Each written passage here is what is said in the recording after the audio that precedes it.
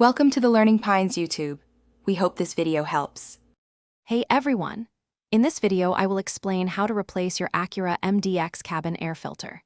This is a straightforward maintenance task that significantly improves your vehicle's interior air quality.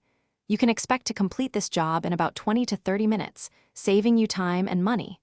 Replacing your filter regularly, typically every 15,000 to 30,000 miles, helps ensure fresh, clean air inside your car. Let's get started on this easy method. First, open your passenger side glove box and remove all its contents. Next, you'll need to release the two plastic stops or clips located on the inside of each side of the glove box.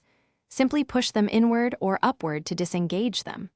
Once these are released, the glove box will gently swing down, exposing the cabin air filter housing directly behind it. This housing usually has a cover that secures the filter in place. Now that the glove box is lowered, you'll see the cabin air filter housing cover. There are typically two tabs, one on each side of this cover, that you need to press or squeeze to release it. Once the cover is open, carefully slide out the old cabin air filter.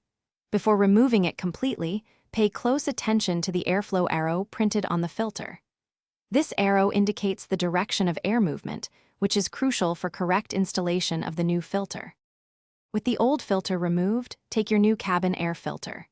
Make sure to orient it correctly so the airflow arrow points in the same direction as the old one, which is usually downwards. Carefully slide the new filter into the housing until it's fully seated.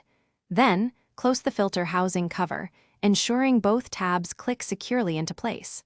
Finally, lift the glove box and re-engage the plastic stops on each side to secure it. You've successfully replaced your cabin air filter. Thanks for watching. Consider subscribing if we helped you.